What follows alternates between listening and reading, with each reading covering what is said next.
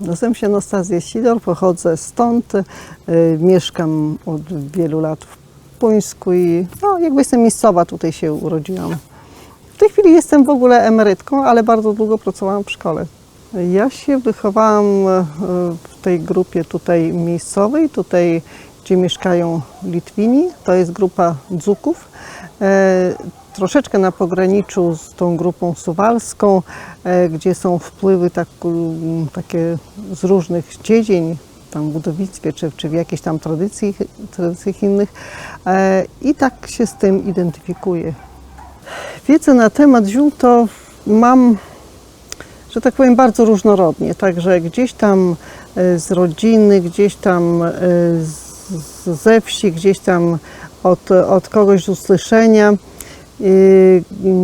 Z literatury też nie ukrywam. Też przygotowywałam się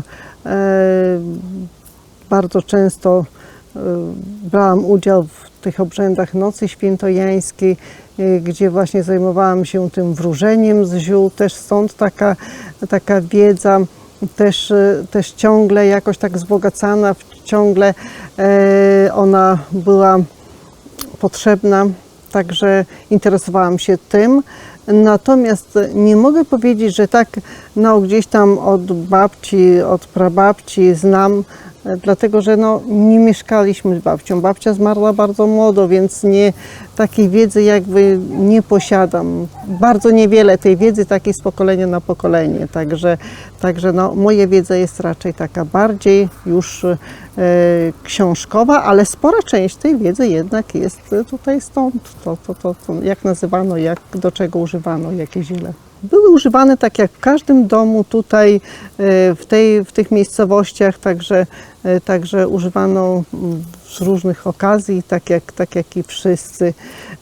Także też i w obrzędach rodzinnych, i w obrzędach tych świąt kalendarzowych, w tym cyklu rocznym całym, także te były oczywiście używane. Możemy przejść przez kalendarz, jeżeli weźmiemy od samego początku roku, to zaczynają się chyba najwcześniej wiosną, to zaczyna się ten okres wielkanocny, czyli palmowa niedziela, przygotowywanie palm. Palmy były bardzo prosto przygotowywane, tylko najczęściej właśnie tylko jałowiec używano, bo on był zielony. Wtedy jeszcze wymarzały te różne cisy, czy jakieś tam tuje, czy jakieś wiecznie zielone te drzewa, czyli jedynie zielony był oprócz oczywiście tam sosny i tych drzew iglastych, to jałowiec był taką rośliną wiecznie zieloną, gałązki, wierzby, i jakieś tam ozdabiano jakimiś tam zielonymi, czy coś, co zakwitało, już zależy kiedy ta Wielkanoc była, czyli były takie proste palemki. Dalej to już się zaczyna wiosna. Już ja nie wypasałam krów, nie brałam udziału w tym, natomiast wiem, że z literatury, że to było właśnie ozdabianie krów wiankami, właśnie jak pastuszkowie wypasali pierwszy ten wypas w pole, czyli to były pięknie przystrojone te rogi krów i głowy krów. To już troszeczkę inne czasy. Natomiast opowiadań oczywiście to jak najbardziej wiem. Verba moszeniasz moszo sveikatos linkio. To było tak, że w sumie trzeba było tego, jak się wróci z kościoła z palmą święconą, domowników, którzy nie byli w kościele, to ich trzeba było na zdrowie, na szczęście ich trzeba było tą palmą tak lekko stuknąć. Na Zielone Świątki właśnie przyozdabiano obrazy i to były gałązki brzóz, które właśnie za obrazami tymi były na ten dzień wystrojone. W czasie Bożego Ciała strojono te ołtarzyki. U nas, skoro był teren przygraniczny, to tych ołtarzyków nie bardzo można było stroić jeszcze w tym okresie, bo jesteśmy w strefie przygranicznej i tu wiele zakazów było takich niepotrzebnych, ale już później jak się zaczęły właśnie w lata 90. to już wtedy te ołtarzyki były strojone. No tutaj oczywiście i kwiaty różne ogródkowe, i brzuski, i to, co rośnie gdzieś tam, kwitnie w polach, to wszystko było użyte do przystrojenia tych ołtarzyków w kościele. W tym roku też przypatrywałam się, jak to jest z tymi na oktawę Bożego Ciała. Były święcone nieduże takie bukieciki z różnych kwiatów. Dzieci przynosiły je do święcenia. Natomiast w sąsiedniej parafii opowiadali, że to były też wianuszki takie małe i widziałam, 2 dziewczynki te wianuszki miały. Natomiast widocznie gdzieś ta matka czy ktoś tam pochodził z innej parafii. Natomiast tutaj pytałam, ludzie też nie pamiętają, żeby akurat tej procesji. Ale też to może wiązać się z tym, że może wiele też jakichś tam zakazów było takich bardzo, bardzo małych dla tej miejscowości, czy dla tej parafii, czy dla, może stąd to się wzięło, a może jakoś tam inaczej, nie wiem, bo to też tak trudno powiedzieć, ale raczej większość mi mówiła, że tego nie było. Już w parafii w Sejnach było to inaczej. Na świętego Jana to właśnie zioła są najważniejsze. Zioła to są jakby w głównej roli to jest kwiat paproci, którego się szuka o 12 w nocy i ta paproć jest taka to szczęście, to dążenie do tego szczęścia, żeby być szczęśliwym przez cały rok i w życiu w ogóle, ale też właśnie te wszystkie zioła w nocy zerwane przed nocą świętego Jana, przededniu świętego Jana mają największą moc. Czyli to, jeżeli ktoś się zajmuje ziołolecznictwem, czy tak w domu nawet się nie zajmuje, ale właśnie zrywa zioła, żeby je przechować do leczenia, to właśnie one, tak jak dzisiaj, 23 czerwca, trzeba właśnie zrywać i wtedy to one są skuteczne, one pomagają wtedy dla zdrowia.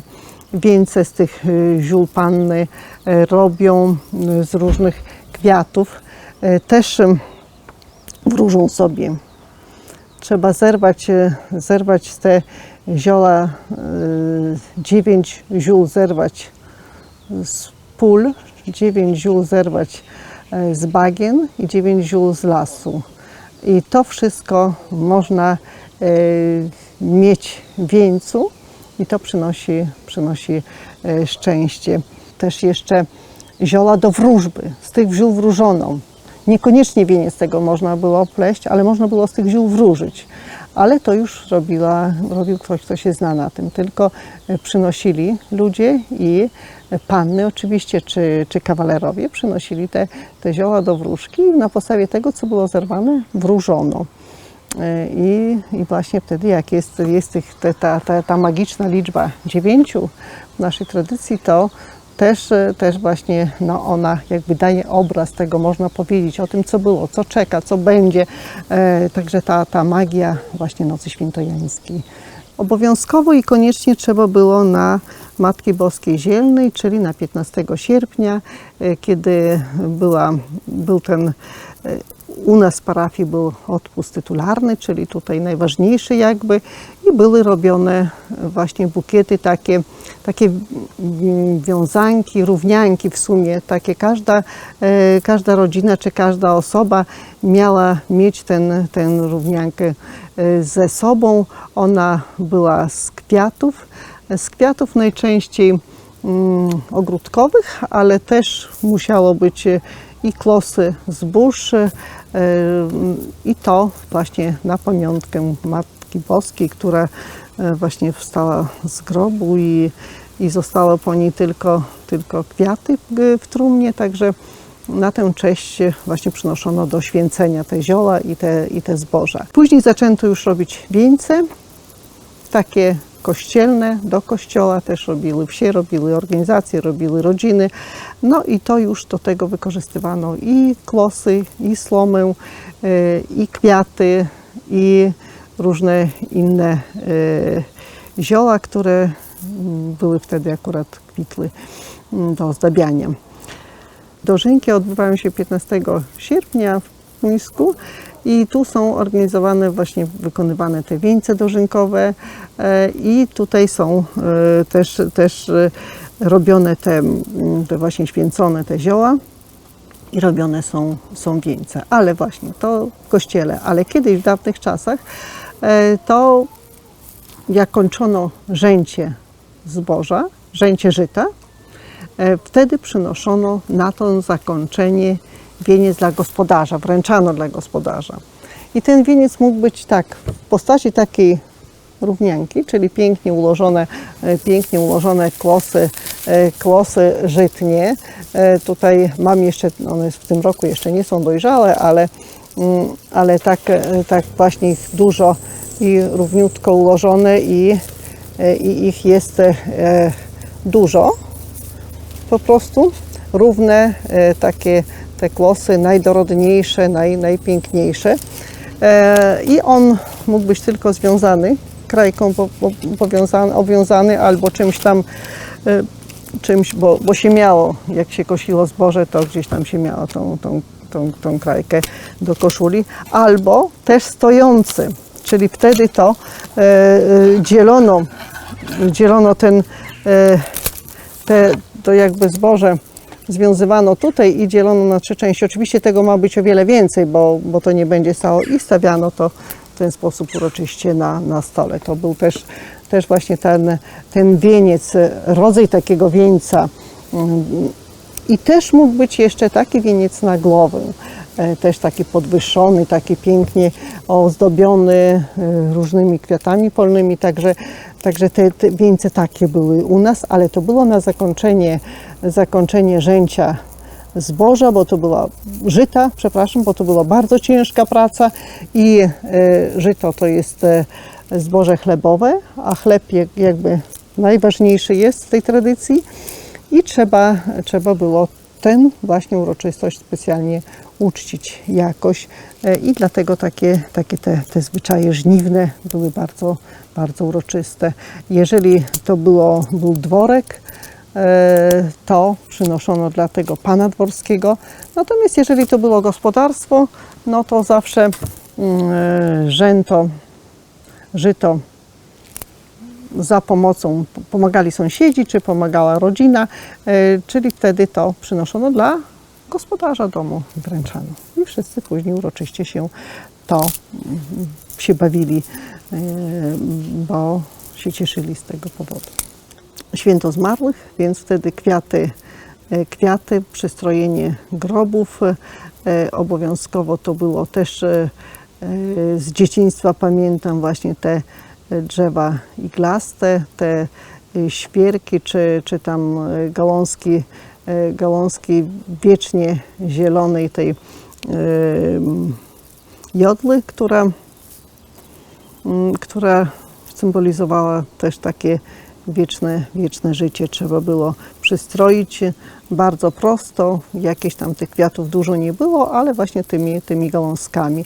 Też przy zmarłym, kiedy w tej obrzędowości kalendarzowej też się ten świerk czy tam jodła pojawia się do wykonywania wieńców, do nawet oznaczania tego domu, w którym jest pogrzeb, też kładzie się te gałązki zielone, żeby było widać, że tu właśnie jest ścieżka zimą, śnieg jest biało, a tutaj gałązki leżą i wiadomo, że w tym domu jest pogrzeb.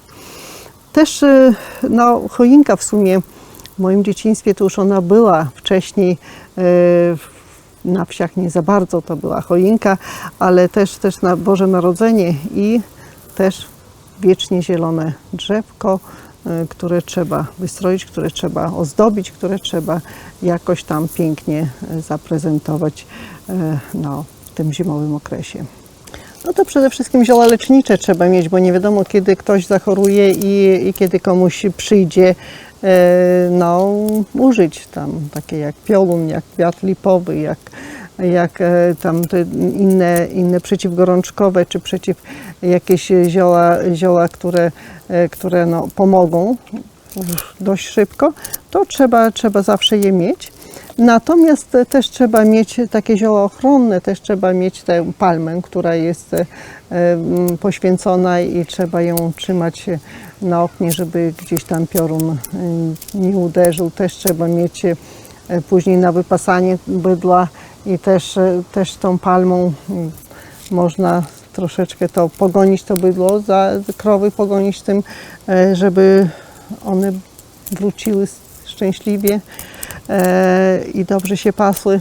No, zawsze mieć jalowiec pod ręką, wysuszony, dlatego że przed świętami, w przededniu świąt właśnie okadzano jalowcem to pomieszczenie, dom mieszkalny w środku, no, żeby pięknie pachniało, żeby to właśnie powyganiać te wszystkie złe moce. No, ale to już tego nie mówiono, żeby tylko no, był zapach dobry. Wesele